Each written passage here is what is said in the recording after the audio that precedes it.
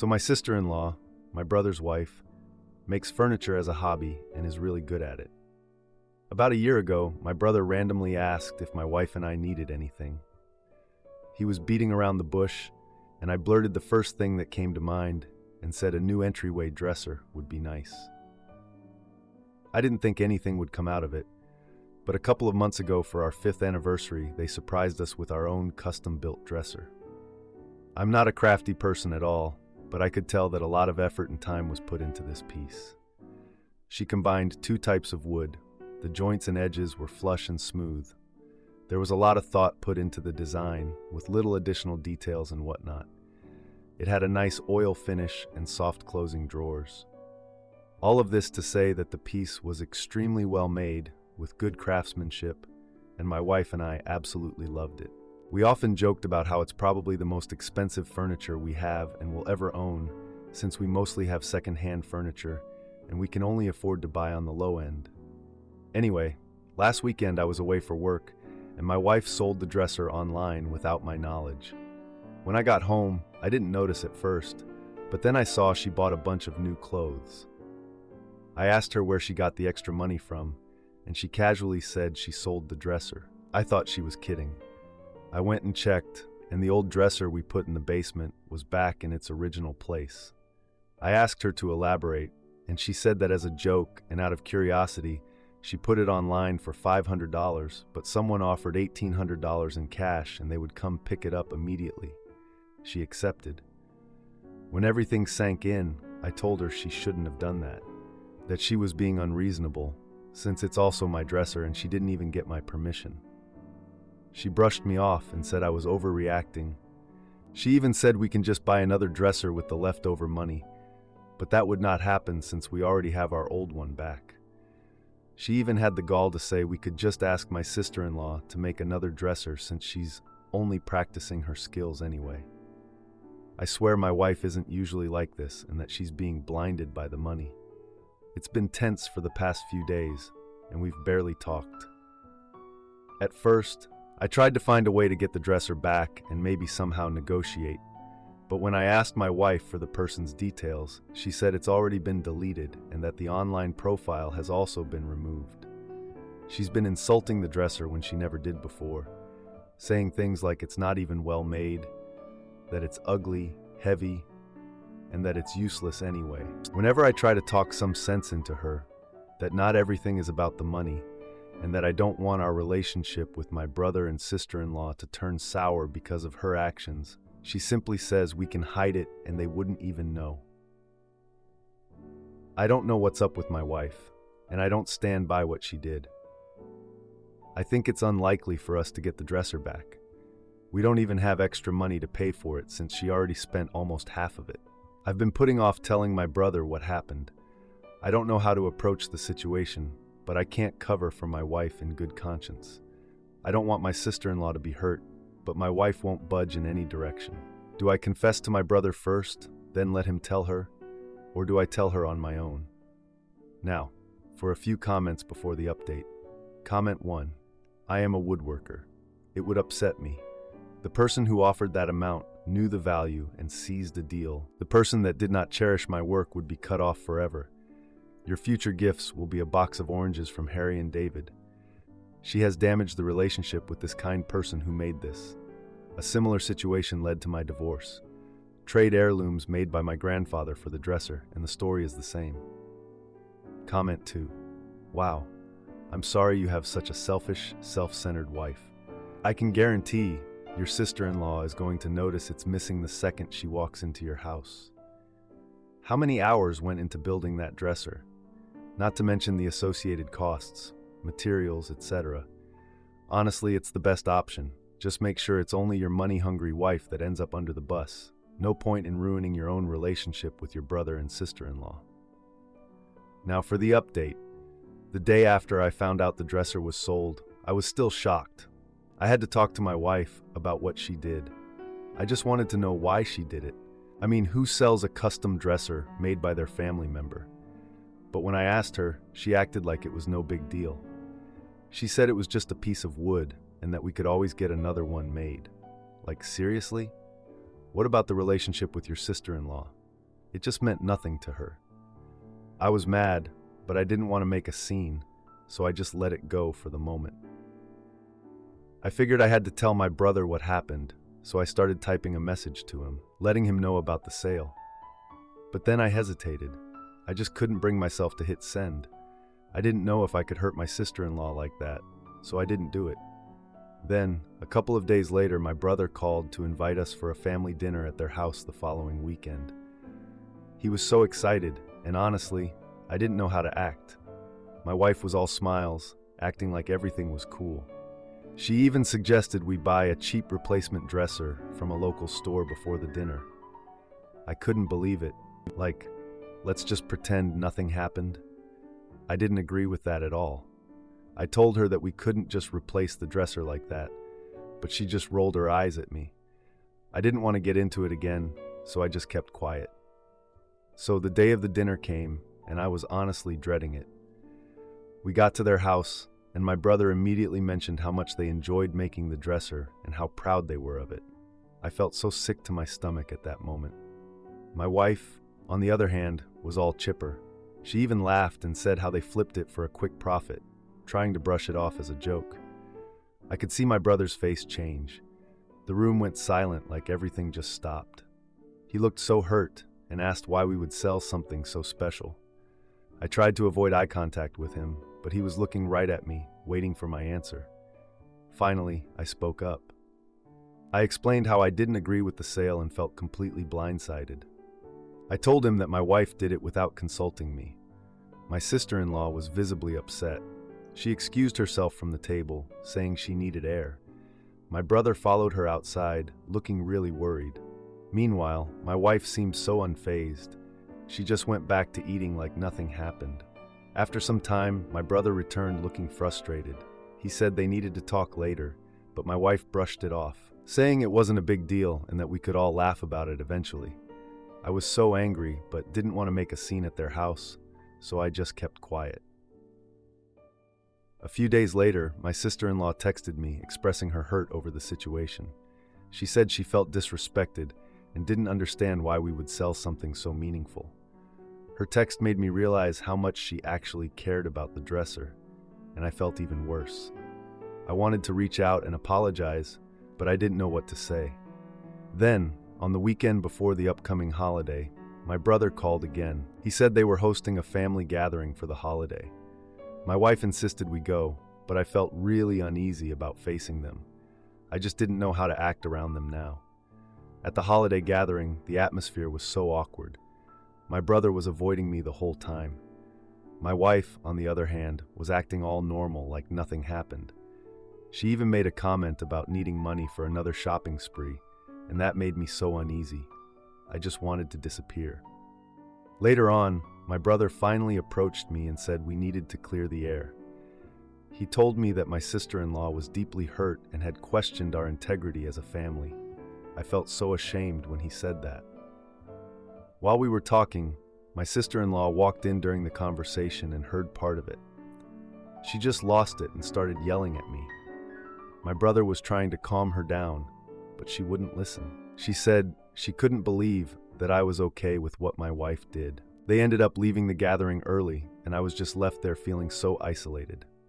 After that, my brother cut ties with me. He said in a message that he needed some space, and I understood.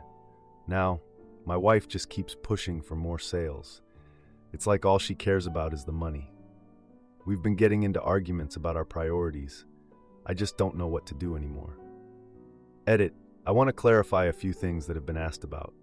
My wife and I are not financially struggling. We both have good jobs.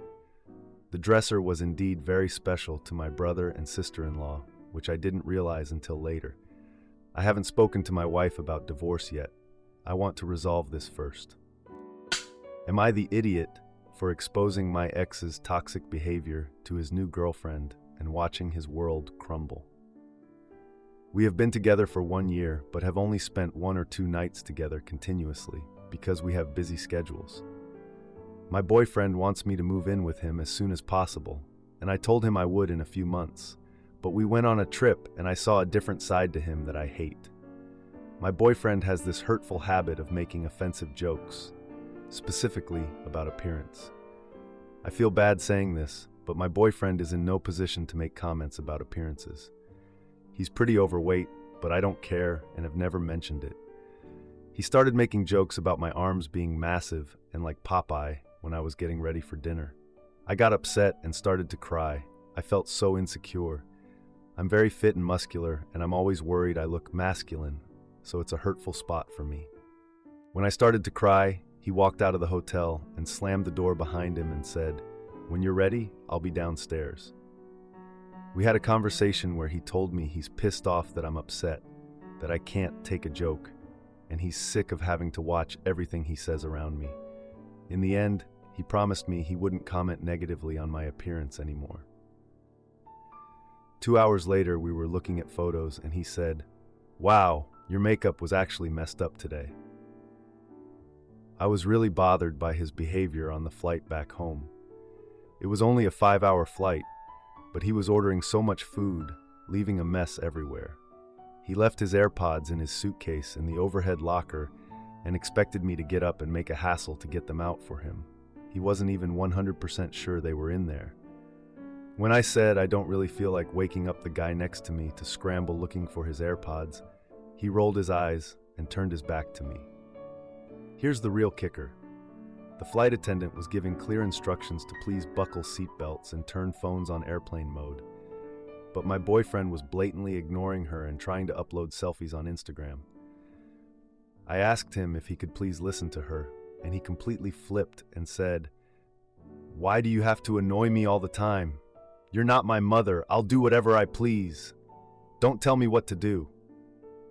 I was so embarrassed that he said that in public, so I snapped back and said, "Well, stop acting like a child then." My boyfriend replied, "No, you are the child. You don't know anything." I just closed my eyes and tried to nap. I was holding back tears at this point. After 10 minutes, he tried to hold my hand and told me, "You know I love you. I'll always love you. My heart belongs to you." Throughout the trip, I just felt like everything was about what he wanted. On one of the days, I told him it's best if we do our own thing, to which he agreed. We were only apart for 8 hours, but he called me a few times asking what I was doing. When we met up again, he told me he missed me and was worried about me. He was thinking about me the whole time. For me, it was the complete opposite. Without him, I felt peace. Despite all of this, my boyfriend is always kissing me and cuddling me, telling me he loves me. When I went home after we got back from the trip, he said he's so sad to go home without me, and he wishes we lived together. But his behavior on this trip turned me off him completely. How do I tell him I don't want to move in? He's going to be hurt. I know it. Now for a few comments before the update. Comment 1. He gave you the ick. Going on holidays with a partner can either make or break the relationship. I think it has broken yours. If you move in with this guy, that will be your life. Disrespect and belittling you. He has shown you who he is. You know what his reaction will be already. He will get angry, storm off, gaslight, and love bomb you to try to get you to change your mind. I don't think you'll be able to just tell him, "I don't want to move in," without it ending the relationship. To be honest, I don't see a future for you with this man-child. Comment 2. Without him, I felt peace. You know what to do. He's affectionate, so you'll feel confused and give him the benefit of the doubt. And then he can keep being dreadful. Now for the update. It's been a little over a month since the trip and I broke up with my ex. I told him I didn't want to move in with him and that his behavior during the trip was the main reason. He got mad and said I was overreacting and that he was just joking around. After the breakup, he started showing up at places I usually go and tried to talk to me. I quickly blocked him on social media and changed my phone number. A few weeks later, I went to a friend's birthday party and ran into him. He was with this new woman and they were laughing and being all affectionate. It caught me off guard. The new woman complimented me, not knowing the history between us. I excused myself to the restroom to clear my head. In the restroom, I overheard the new woman ask him about our breakup. He downplayed it, saying it was mutual and that we just grew apart. After the party, I told a mutual friend about what I heard. The mutual friend suggested I confront him about it. Instead, I decided to gather info in a different way. I started going to events where I thought he might be, keeping a low profile. At a holiday gathering, I saw him again, this time with a larger group of friends. I overheard him making similar jokes about the new woman's appearance. I gathered evidence through clips and notes, documenting his behavior. I decided to reach out to the new woman anonymously and shared my experiences. She was grateful and felt concerned about what she learned. We started talking and discussing his behavior in more detail. The new woman decided to confront him and ask about the things I shared. I watched from a distance when the confrontation happened. He was defensive and tried to twist the story, claiming I was crazy. The new woman stood her ground and cited specific instances I had mentioned. After the confrontation, she left him, visibly upset. The ex reached out to me one last time, demanding I stay out of his life. I just replied with a screenshot of the new woman's message. He blocked me right away, which felt like the final blow to his control. I just feel so relieved and honestly kind of proud of myself. I let this guy ruin my self-worth for so long, but now I'm finally seeing my own value. I wasn't even trying to mess with the new girl, but I'm glad she found out before it was too late.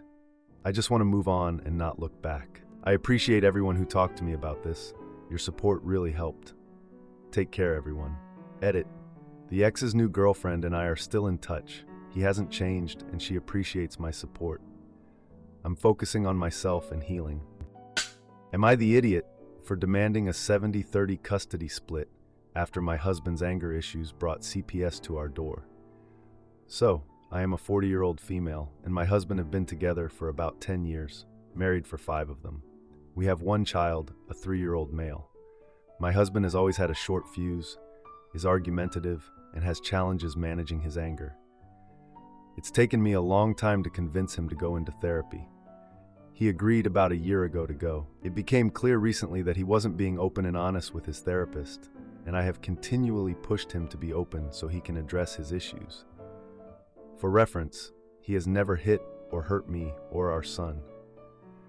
I would call him more of a yeller and the type that tries to avoid conflict by being loud.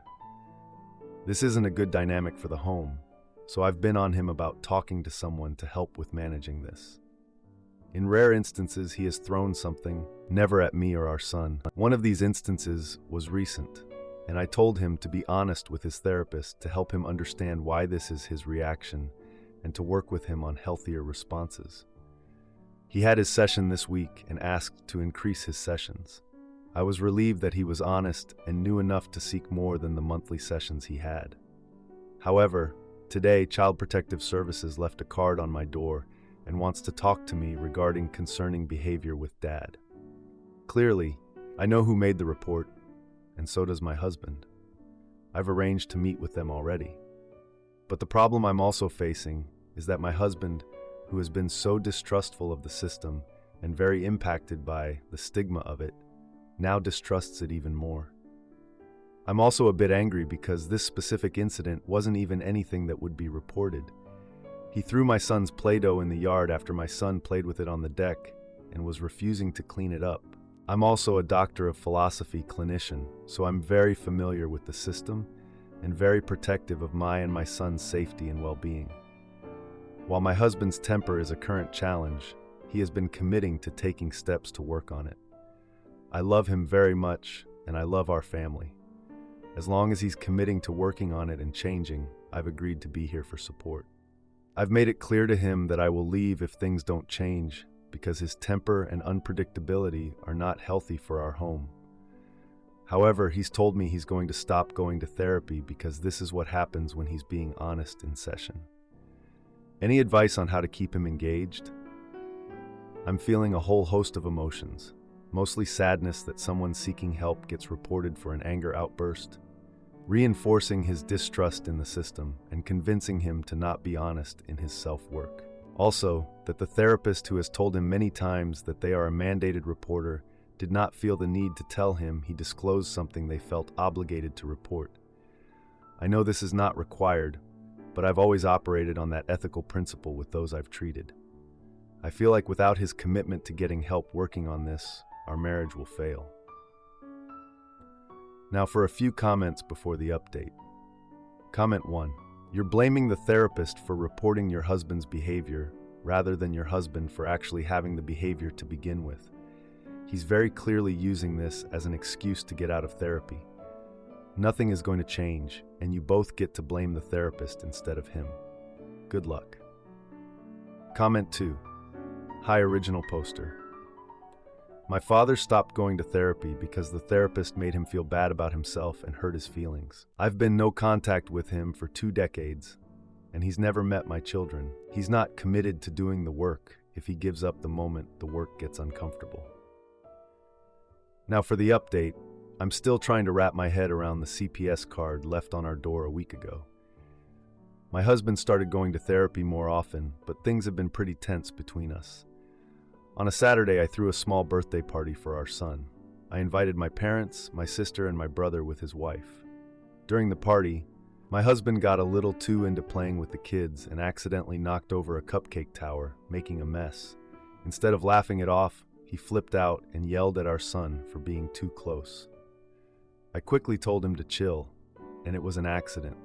Of course, he snapped back, saying I was undermining him. Things got awkward, and guests exchanged looks.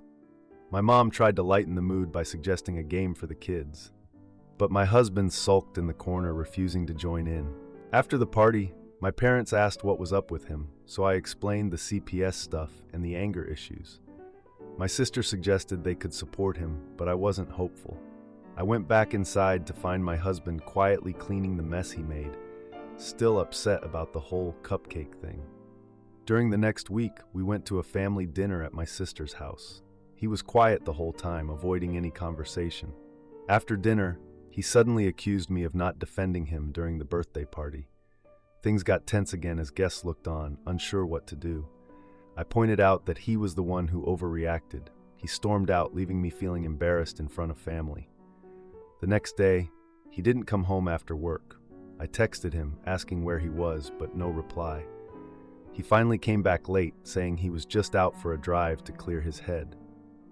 We had a tense convo about his behavior, which quickly blew up. He threatened to leave for good if I didn't stop criticizing him. At that point, I decided to take a break and stayed with my parents for a few days. After that, I came back home to find him packing his things. He told me he was moving out to figure things out. We agreed to meet the next week to talk about co-parenting stuff. As I got ready for our meeting, I realized I might need to talk to someone about custody issues. Things were getting serious, and the thought of co-parenting with someone so unpredictable was really stressing me out. Edit. My husband and I met with a mediator to discuss co-parenting. He was calm and collected, which surprised me. He suggested splitting time 50-50, which I thought was too much given our history. I pushed for 70-30 in my favor, citing his anger issues and the CPS incident. He agreed, but was clearly unhappy. I also mentioned needing to know his new address, and he reluctantly shared it. We decided to meet at a public place for exchanges, but he suggested using a check-in center instead. I agreed, but I was worried about the extra scrutiny. We left the meeting with a temporary agreement and planned to revisit it soon. I felt uncertain about everything, but knew I had to protect my son. If you like this video, you'll probably like these too. Also, while you're here, please consider subscribing. It's your support that keeps this channel alive and allows me to make better and longer videos. Have a great day.